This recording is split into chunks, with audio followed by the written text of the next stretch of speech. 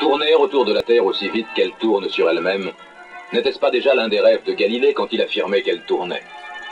Mais il ne savait pas que c'était possible. Ni Adair ni Mach n'étaient nés.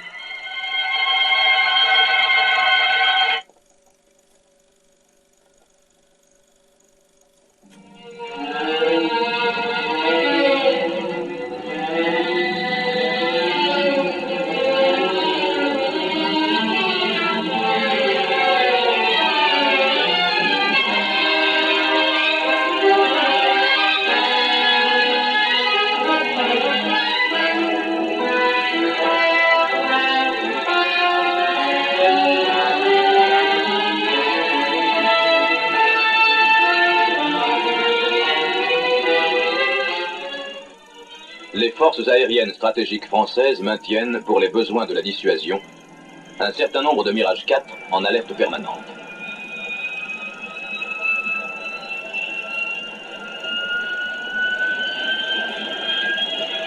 Ces aéronefs et leur armement sont contrôlés avec soin par le personnel au sol et par le personnel navigant chargé de leur mise en œuvre.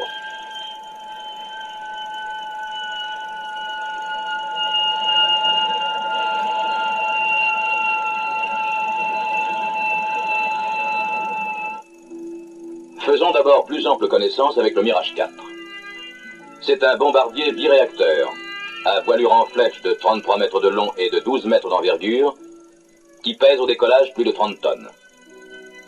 Une longue perche de ravitaillement en vol accentue encore les formes effilées de l'avant.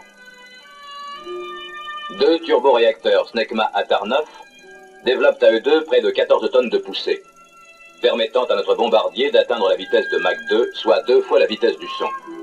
Plus vite que la Terre ne tourne sur elle-même.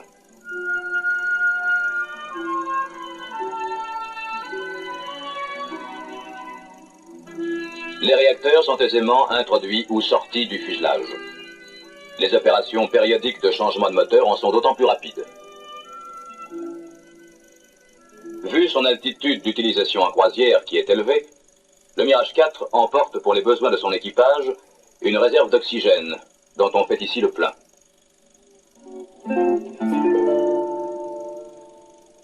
L'alimentation en air des réacteurs pose aux vitesses supersoniques des problèmes d'écoulement au voisinage des entrées d'air. Aussi, les ingénieurs ont-ils doté le Mirage 4 de ces cônes mobiles, dont le but est de repousser vers l'avant l'onde de choc et de permettre ainsi un écoulement non perturbé de l'air vers le réacteur.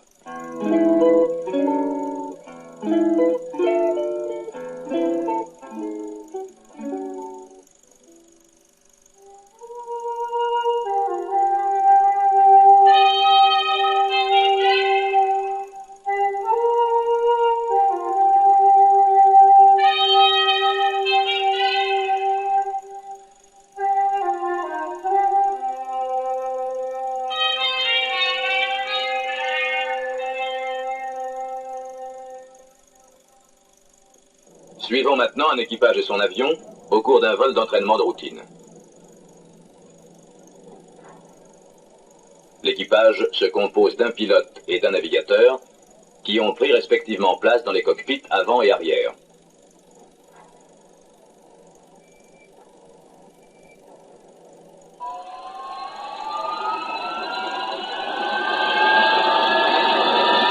Le programme du vol d'entraînement d'aujourd'hui comporte tout d'abord un ravitaillement en vol.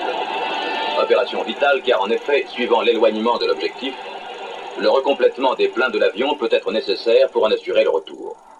Aussi, les forces aériennes stratégiques se sont-elles dotées du quadri-réacteur C-135F, avion citerne d'une capacité maximum de 100 000 litres.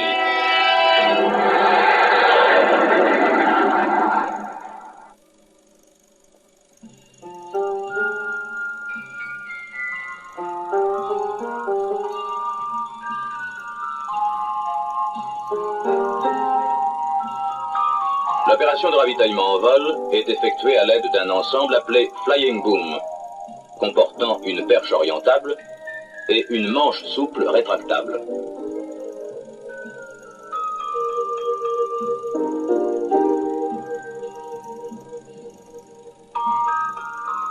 L'ensemble, perche et manche élongée, mesure 14 mètres.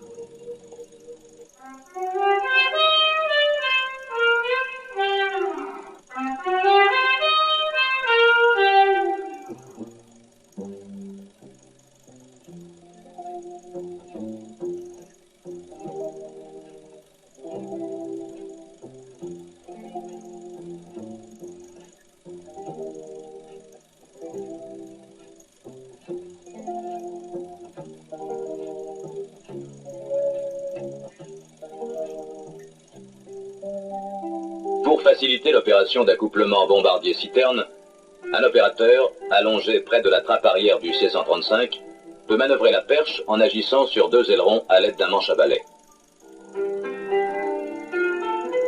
Pour contrôler sa vitesse d'approche, une fois le régime moyen de son réacteur établi, le pilote du Mirage utilise ses aérofreins.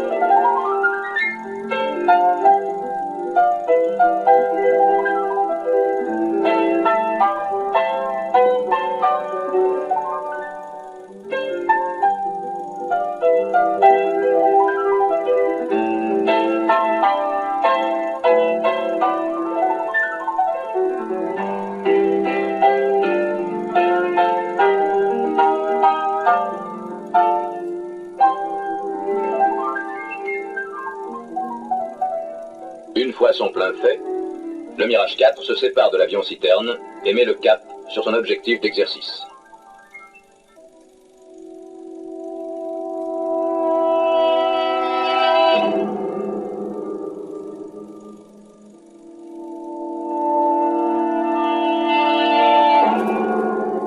La passe de bombardement, le largage fictif et le point zéro, point d'explosion toujours fictif bien entendu de la charge, sont matérialisés sur la table traçante associée au radar. La séance d'entraînement de notre équipage est alors terminée et les radars d'atterrissage se chargent maintenant de ramener le Mirage 4 vers le sol.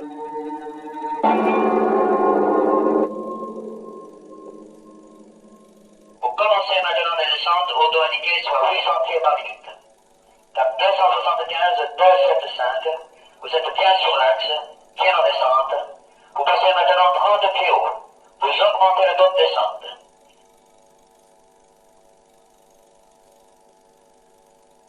Par la gauche, vous prenez 5 degrés, cap 270, 270. Très bonne présentation. Vous survolez maintenant en entrée de bande pour atterrissage à vous.